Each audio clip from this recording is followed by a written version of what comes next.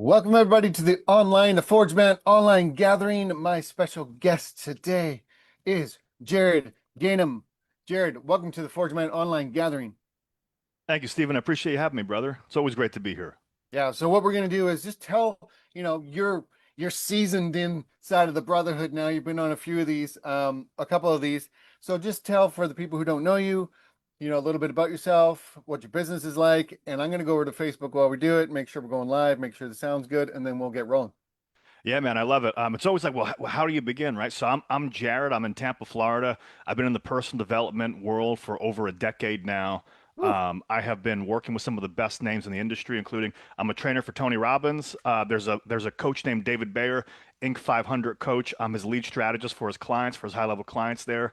And not only that, though, like it's not just the people that I've been around and associated with. I've had to live this stuff from the ground up. I was 80 pounds overweight, six figures in debt, divorced, depressed. I turned it all around on my own. And so now what I do is I help men out there where, maybe they have external success on the outside, Yeah. but inside, like there's that quiet feeling like, hey, something's missing. Like I help those people that have done everything in the past and they're doing all the right things, but it hasn't fully worked yet. I help them break through the next level and get rid of all their patterns.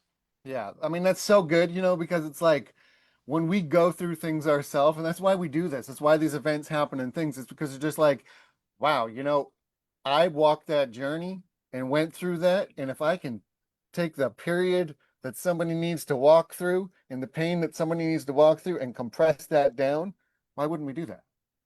I know exactly what you mean. I remember one time I was like, it's like, I don't know if I really want to put myself out there. And a coach of mine is like, there's a version of you from where you were when you started that is dying for you to go give yourself advice right Uh, now. So who are you to not put yourself out there? But the most important thing to me was congruence because there's so many coaches out there. They're weight loss coaches and they haven't lost weight, or they're financial coaches, they don't have any money, right? So it was really important for me to be congruent and walk the talk before I ever put myself out there in any capacity, if you know what I mean. yeah, totally. Okay, so let's like dig into this here. It's like let's go back into your story. You got a bit of a wild story, like pro wrestler, performance, spotlight. What was what was the man behind the mask really feeling like during those times? Yeah, so just to kind of catch everyone up to speed, my dream was to be a professional wrestler. It's so So cool. so jumping off the top rope, smash people with chairs. I never thought I'd be doing personal development, but there's like the thing that you want to do, but then it's just the vehicle to give you something else. I wanted to wrestle because there was a guy that I really admired, and he wrote an autobiography. He was kind of a nerdy kid growing up, kind of socially awkward, but he won the World Heavyweight Championship in Madison Square Garden. And then he wrote his autobiography. I'm like, man, I want to inspire that little kid somewhere that you can do anything. But I thought the path was wrestling. And that's what you think when you're like 9, 10 years old. So I went for it and I got all the way to WWE. And this was really cool, man. Like, so it's my mom's birthday and it's a WWE tryout match. And I'm in the hometown arena where my parents took me to as a kid. Huh. And I have my tryout and there's 10,000 people there in the audience. And it's like that pinch me. I've just made it type of moment. And I thought I crushed it. And I had been doing this for 10 years to try to get ready for it. Like missing holidays, birthdays, you name it, like not hanging out with friends. Yeah. And I sacrificed everything. I thought I made it. And the match went really, really well. They pulled me backstage. The head of talent development's like, hey, kid, I want to talk to you. Come here, come here. And I'm like, this is going to make or break your career if he decides your fate right here. And he goes, I could hire you right now and you'd be a superstar. And I'm like, yes, here we go. And then he's like, I'm not going to do that. And it was like a gut punch Yeah. right there. And I was like, well, what do you mean? And he goes, because you hope that I hire you, but you don't own the fact that you deserve to be here. You don't own the identity of a superstar. Mm. And that really affected, like I tried to be strong. We're dudes. We try not to let that affect you. But truthfully, I didn't get out of bed for about a week after, because it's like my future was gone, my purpose is gone, my identity is gone. Where do you go after that? It's a dead end for your life's dream. Yeah. But the thing that hurt the most, like he didn't say no to me. He was saying no to my character. He Yeah. was saying no to like me as a human being. There's something wrong with me. Because like these wrestlers, and I think men feel this way too. Everybody knows there's a version of him that's the real version of him, but they hold themselves back in some way. And that's what was happening in wrestling. I could be confident in the ring, but backstage I was kind of meek and mild and hesitant. And there's a book I read. Have you ever read the Alter Ego Effect by Todd Herman? No. Maybe your listeners have. If you, it's a great book. I recommend it. Writing it He goes, down. He goes, "Who is the alter ego? Is it Superman or Clark Kent? Who's the real guy?" Right. And I was like, interesting. That's very interesting. That kind of got me into some of the work I'm doing now, where I'm like, well, wait a minute. What's the gap between who I know I really can be and that version of me that's inside and how I'm showing up? And I think that's a challenge that a lot of men feel inside, where they know there's more in the tank. They know there's more potential. Maybe they're crushing it outside. Um, Maybe to other people, they're doing like a 10 out of 10, but to them, they're like, I'm like a 5 or 6 or 7 out of 10 in terms of what I'm capable of. How do you start to close that gap? So that opened up my mind. Like, believe it or not, wrestling opened my mind to this type of work and thinking about these things. Yeah, it makes sense. It's like my path wasn't through wrestling, but my, you know, at 18 I was used to play a bunch of different sports, motorbike and all these different things. And then I got hooked on golf out of nowhere for 18. I got really good really quickly and went down this path of like, hey, I'm going to do this as a career and put like, 15 years of playing it, get to the top 2% in the world, coaches did all the different things. And then just like, just like realizing it was a coach that I needed to hire, and that coach was like, "Hey, it's like here's what the price." It was like 60 or $80,000 or whatever it was, and I realized in this moment I was just like, had I been as like you said, I could show up and I could play and I could do the thing, but on the back end, when I wasn't on the course, when I wasn't doing the thing, I was meek. Like my capacity was low. My question, and this is the question that I think every man carries this question, or I would say every man who didn't go through the proper initiation carries the question is, do I have what it takes and am I enough? Hmm. Yep, And those I agree. things kind of haunt us, but they also make us live meek in a way that confirms that we're not, even though it's not the actual truth to the answer. Yes, I It's a completely mind agree with you. fuck. I would say too, it's like, am I going to be enough? Am I really going to be loved? Am I really going to make it? I agree with that. And I think one of the biggest challenges men face, or the biggest fear, is am I gonna reach my full potential or not? Yeah. But it's not for lack of trying. It's like, did I hold myself back in some way? Yeah. Because then you got to look yourself in the mirror. There's a mentor of mine I had. His name is Arthur Samuel Josephs. He was Arnold Schwarzenegger's speech coach to like help him with his presentation stuff. He goes, people have two fears. It's fear of abandonment and fear of truly claiming your own power. Yes. And I was like, if you think about it, that's actually very accurate, you know? Like spot on. And that's one of those things where it's like the seemingly roadblocks or the no's that someone gives us isn't based on them doing anything. It's based on how we're showing up. So 100%. if you talk about fake confidence, right? And something many men carry, like what are some of the signs a man is wearing this mask, even if it looks like he has it all together? What it feels like internally is like, even though you're doing everything right, or you think you're doing everything right, there's like an internal incongruence, and Hmm. it'll show up. So in a lot of cases today, you'll see men that they really want to be confident.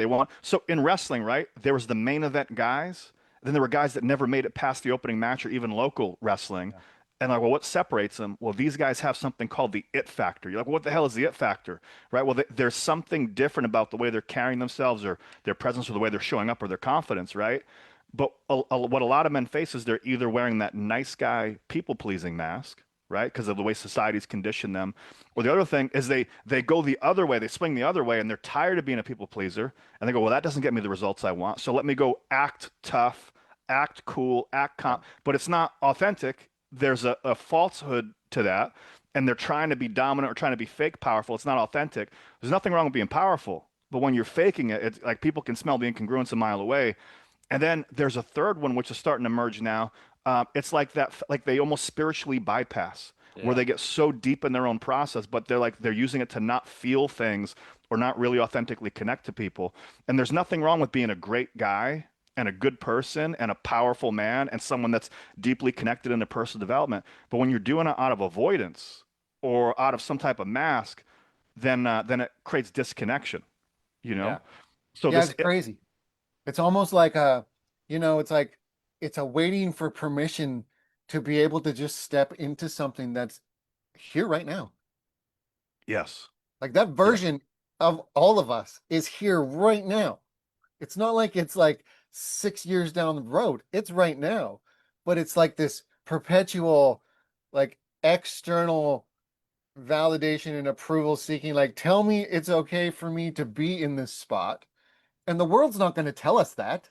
The world wants us to not even be close to that. Yes. One of the things I found, Stephen, is working with hundreds of men now at this point, one on one, is wherever you are right now, it's because you're a sum total of everything that's happened to you in the past, meaning all your conditioning, Yeah. and it just becomes who you are by default.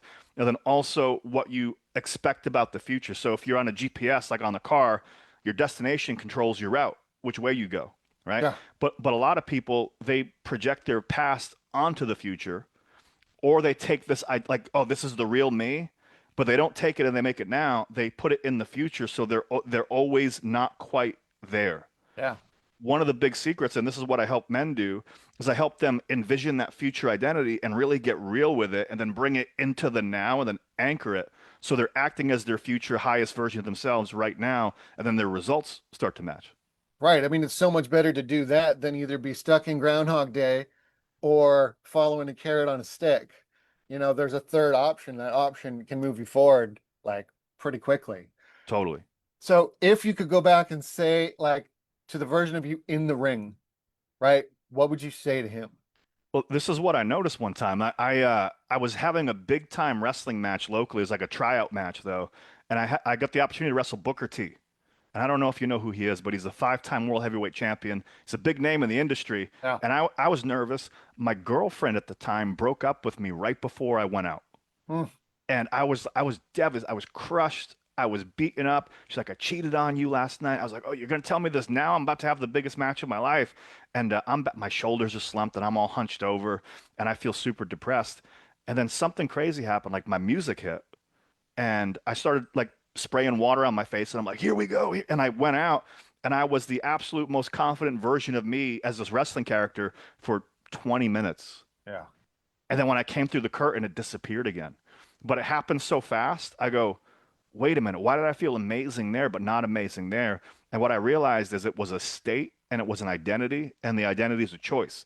I go, there's nothing separating me from being in the curtain or backstage except what I believe about myself, about my own identity. Yeah. So what I came to find out, what I discovered the it factor was, there's a book called The Charisma Myth. Yes. It's by Olivia Fox, and the charisma myth, that's what the it factor is. And so think about it. What she says is the it factor or charisma is the combination of both presence, power, and warmth simultaneously. Mm, So think about it. If you have presence but no power, it doesn't really work. If you have tons of power but no warmth, you're domineering. If you have a ton of warmth but no power, you're a nice guy yeah. or a people pleaser, right? But if you have all three of those things, that's a dangerous combination in the healthiest of ways. And if you think about it in terms of masculinity, that would be like you have your heart's open. A lot of men shut their heart down. You got to have your heart open.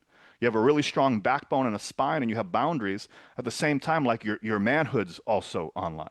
Yeah. So you have all three of these things together. That's an authentic, grounded, powerful man, and it's not faking it. It's not for show.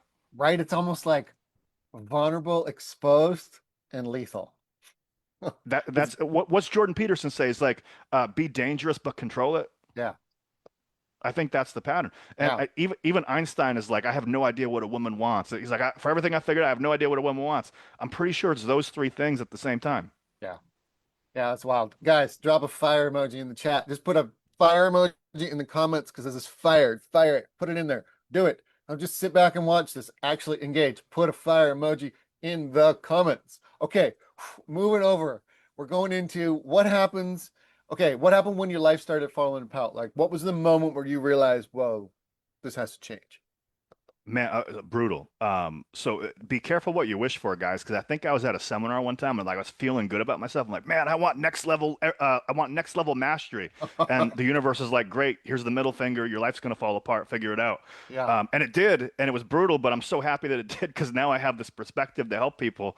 But so after wrestling, by the way, purpose, identity. When people do an occupation, it's like I am a firefighter, I am a policeman, I am a constructor, I'm a wrestler. It's a I am whatever you attach I am to, you become. You lose the occupation, who are you? You lose your identity. you lose your purpose, you lose your identity. That's a massive recipe for disaster. I don't have to tell you, unless your purpose is based on a principle, like Yeah. I'm here to bring out the best in myself and other people, that you can have that no matter what, or your identity is based on who I am, like a value, like I am confidence and strength or something like that. But I didn't have any of those things at the time. I am a wrestler. My purpose is to be a wrestler. I lost that. I lost everything. But I had to retool and figure stuff out. And I did. I wasn't really happy. I was settling, but I started a business. I married my college sweetheart. Things looked good on paper. Yeah. But what I didn't realize is I didn't know what leading was. I didn't know what masculinity meant. And Mm. I had all this people pleasing wounds. And of course, when you're wounded and you have your own wounds to deal with, you attract somebody that's equally and opposite wounded. And so she had a major, major addiction problem that I wasn't aware of until after we got married. Yeah. And it got worse and worse and worse and worse. I'm trying to rescue her, but I'm not setting like the spine and have strong backbone. I'm not like I love you and you need to get help. I'm like, let me save you, let me rescue. If I love you enough, you'll stop drinking. Yeah. And I was going down with the ship. I ended up 80 pounds overweight, six figures in debt. I lost my business. I was divorced at the end of it. I was depressed, but I thought my wife's alcoholism was the problem. And so, like, if I change my environment, if I change, like, it's going to be a healthier environment, everything's going to be great. Yeah. So I found I found a relationship that's the equal and opposite of my last relationship, where, my ex was an addict. Well, she's bubbly into personal development. This is totally different thing. You ever change your circumstance and the same thing happens again six Got it. months later, and you're like, it's like Groundhog's Day? Because wherever you go, you end up taking yourself with you. It's like your patterns that keep showing up. What I didn't realize is because my ex's alcoholism was so severe, I didn't see my own flaws.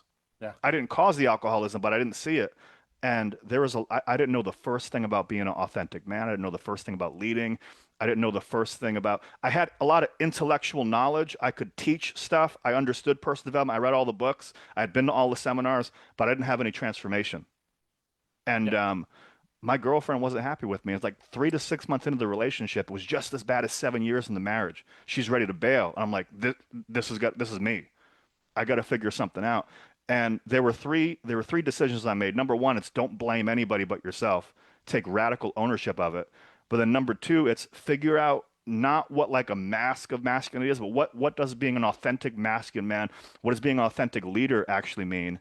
And not only that, but how do you get rid of all the conditioning that's not you? And how do you become authentically yourself and decide your future?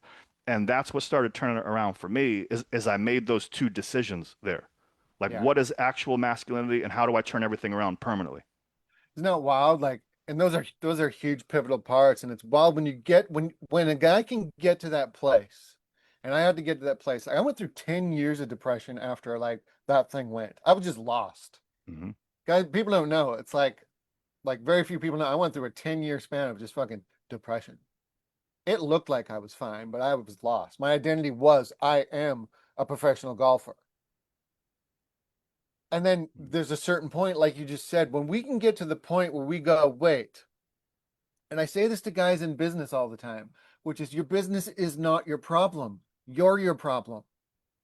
Your business is just a reflection of what you have going on. Same with your body, same with your marriage, same with your spirituality, same with all these places. And if we can get to that place where we're radically honest, like not living in a fantasy, but pull ourselves down to the ground to where we actually are and who we actually are at this exact moment. Freedom is on the other side of that. We can actually move and walk out of that. So that what you said is just like it's so on point with that. I love it. So it Well, leads us into your concept, your the thing, the King's Compass. yeah. What is it? How does a man start using it when he's lost, numb? So this is something I had to create for myself because if you listen to other people, you listen to other men out there, or like no more Mr. Nice Guy, and then there's Way of the Superior Man, but then there's all the red pill stuff and rational man, and like, well, am I a nice guy? Am I a jerk? What do I do? And it's crazy. And then Yeah, they say you got to provide, you got to protect, you got to be the calm in the storm, and then you do, and then that doesn't get you the results either. And then you're super present and you're super conscious and spiritual. And you're like, I'm here for you. And that doesn't get you the results either. And if you take even like your woman's word for it, sometimes it's like you're failing as a man in all categories. And what I discovered is it's actually might only be off in one or two. yeah, And so what this does, it demystifies what masculine leadership is from like, oh, you got to be a leader to here's what it is in its simplest terms, and it gives you a map and a compass. And if I can focus on these areas, I got a really strong, solid start. Because otherwise, there's just this abstract idea that nobody knows what it is. So Yeah. there's five key points of masculine leadership, and if you can embody all of these, you're really really solid, and you're good to go. So number one's emotional leadership, and I go much deeper into this. If you want, I have a book that goes into each one of these in detail. It's like a 5-page PDF that talks about it. But comment if you want to see that, comment Compass, and I'll send it to whoever you want it. Yeah. But Put it in compass. It's magic. it's emotional leadership, meaning you're able to respond, not react, and your moods and emotions aren't being affected by other people's, and you're able to be congruent. It doesn't mean you don't have emotions, but it means that you can process them on your own and that you're your own emotional center of gravity. So that's number one. Number two is you have leadership in terms of your vision, because like so a lot of men they're reacting to life. They're just reacting and whatever comes up happens. And but where are you going, and Yeah. where are you taking the other people in your life, and where are you taking your partner, and is she enrolled? So it's like, here's where I am, here's where I'm going, here's where I'm taking both of us. And so you have that directional leadership, that visionary leadership. Oh, you mean we uh can't just sit back and be like, happy wife, happy life, wherever you want to go, it'll work? no man, it's not gonna how's that working out for whoever's listening that does that, right?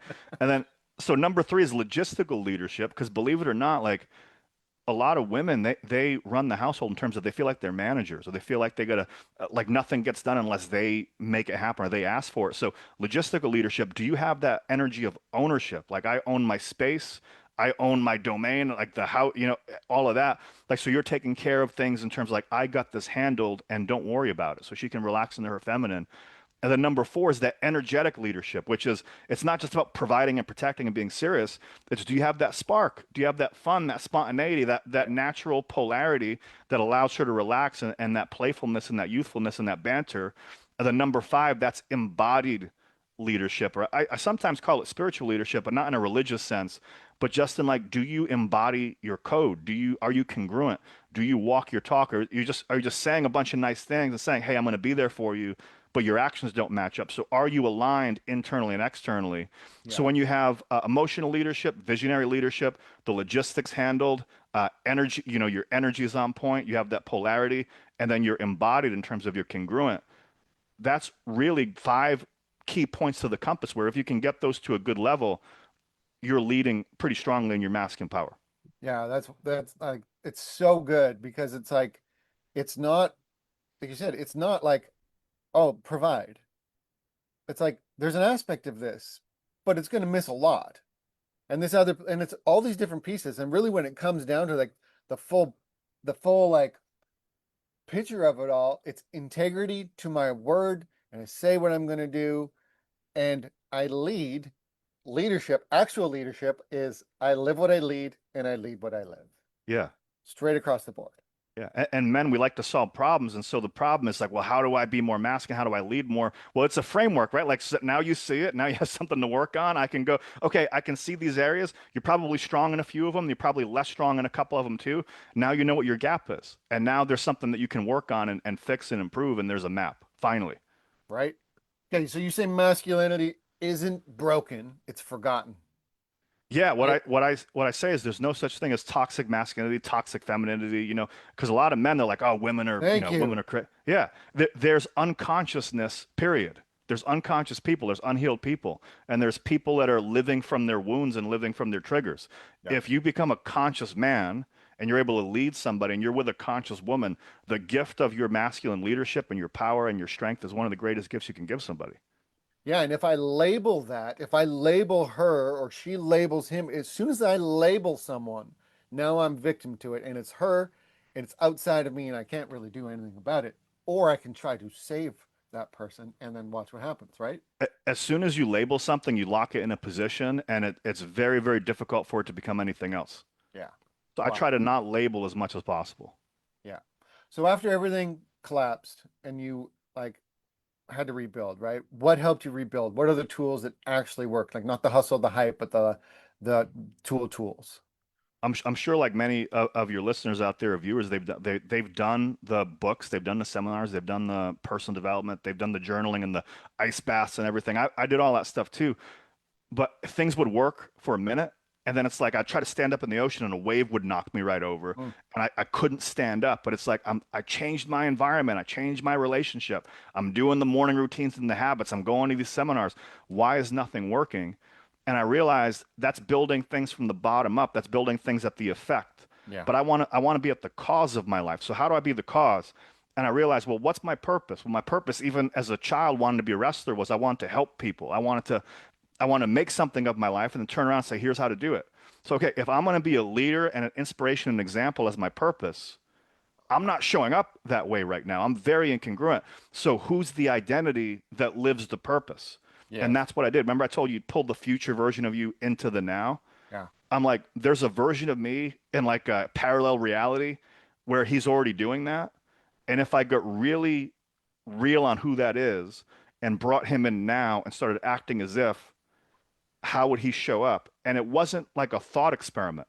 I really anchored that identity into the present moment. And I go, well, if I'm going to be that version of me, well, my his mindset wouldn't say I'm a loser, I'm a failure, I'm washed up, life is hard. What would that guy believe? What would his mindset be? And so I turned my mindset into the internal dialogue of that future version of me because he's doing different thoughts and feelings and actions. I go, okay, well, if that's how I'm showing up, what emotions would I have to embody? Would I be angry and sad and frustrated and depressed all the time? No, I wouldn't show up that way. I'd be, energized and confident and positive. So instead of living it from the effect up and just trying to solve my circumstances, I did it from the top down. Well, take my purpose, align my identity, align my mindset to it, and then step into that state of how I'd show up every day. And so Yeah, that's I've reverse engineered that now. yeah, it's so good because it's like, how most people are hitting it is like I'll do the doing part and what you're, essentially my video looks like it's super glitchy right now, but we'll go with it. I know my audio is good. Mhm. It's flipping the order and putting the being first. It's I attend to the being. If I attend to the being, my beingness, how am I being, and I infuse my actions with that. If my beingness is aligned with the future vision, like you said, then it is impossible for me to not arrive at the future vision. You'd be surprised at how fast it can happen. I think one of the biggest myths in personal development in general, with therapy, is that it takes decades and decades and decades to change. It can, but usually it just takes decades to get to the point where you're ready to finally change. Yeah. The real decision takes a second. It's like you have an epiphany, or you go, wait a minute, I'm not going to stand for that anymore. Or you get a new piece, like Santa Claus. You get one piece of evidence, you go, you never believe in it the same way again. When Yeah. you realize that your identity and how you've shown up is based on conditioning, it's like all of a sudden, like the lights turn on and you can laugh at yourself. Like when Buddha gets enlightened, he laughed at how stupid the whole thing was. Right. It's or like a Saul to Paul moment. You get that lightning bolt to the brainstem. You're like, I'm a different guy now. It can actually happen that fast if you know where to look. Now, what I found is the reason why it takes a long time. People have repressed emotions, significant emotional events, anger, sadness, fear, guilt, shame, or something happened to them, and that, like I told you before, they're projecting their past into the future. Yeah. So the fastest way I know how to change is if you can help somebody change at the root and get rid of those trapped emotions, resolve them in the nervous system, and then also clear the limiting beliefs at the Oh. root, not a symptom. It's almost like a buoy under the water, and then you cut the anchors, like the buoy goes right up to the top of the Yeah. surface. And I see men transform overnight. Yeah. It's wild. So, two things on that. What are you saying on Santa? So sorry, I didn't. If you're watching this, he's very real.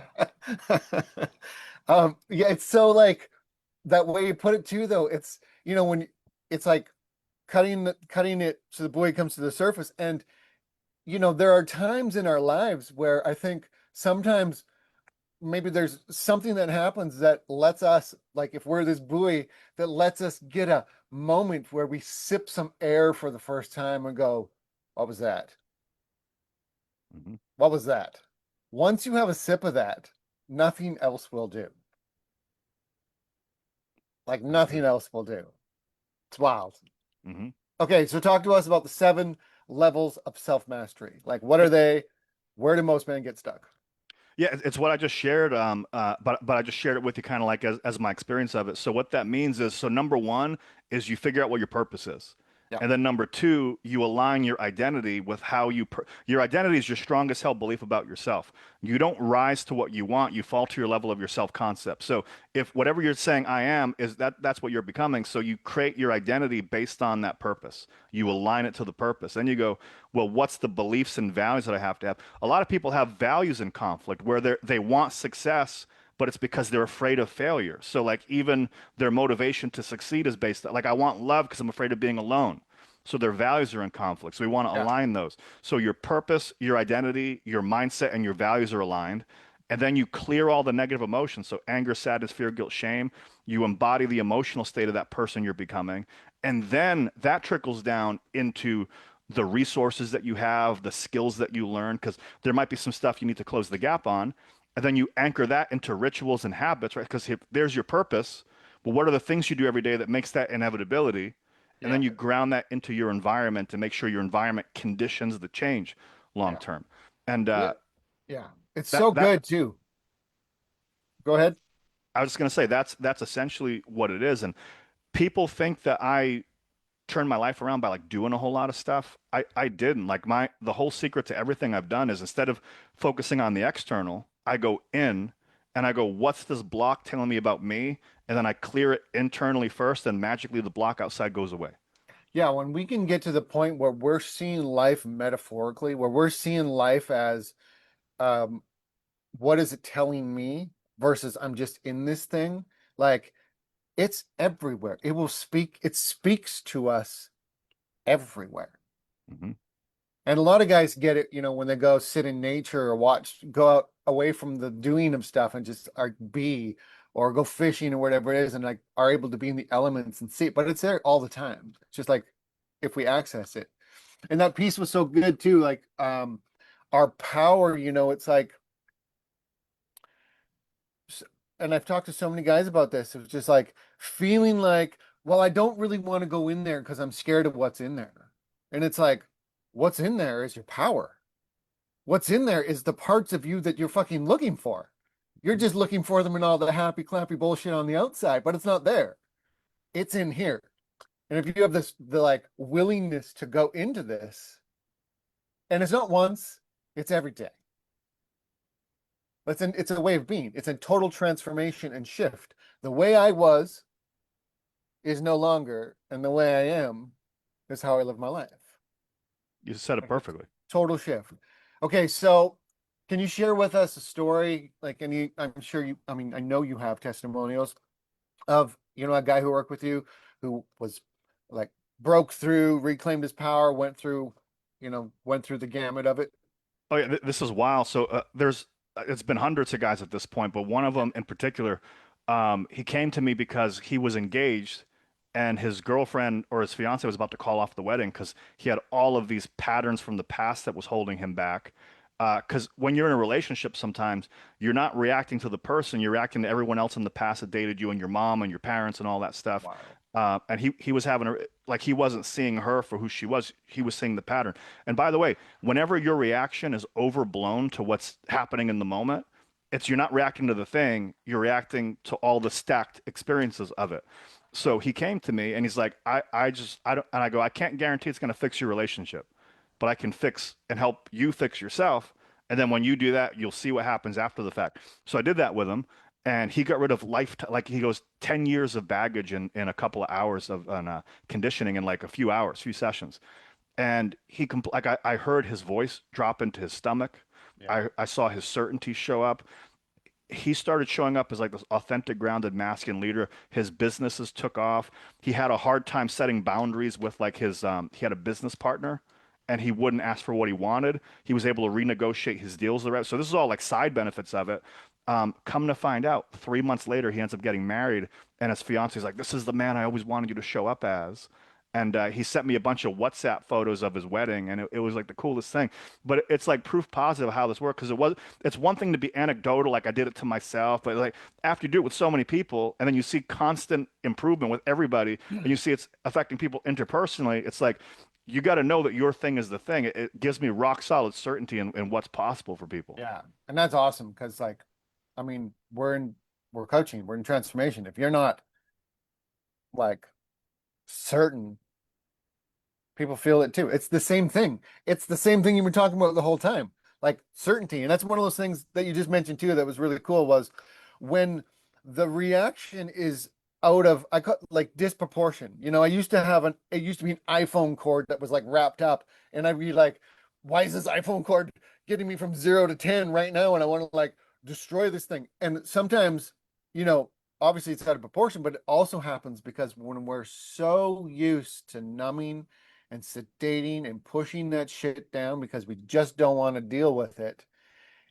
the it gets louder. The smaller things get louder. The things get louder. Life is designed for our highest healing. It's like, oh, life's designed for our highest good. It's like, yeah, it is, but it's through our highest healing. And it means that all of these things and all these triggers and all these different like things that they're going to have to be dealt with.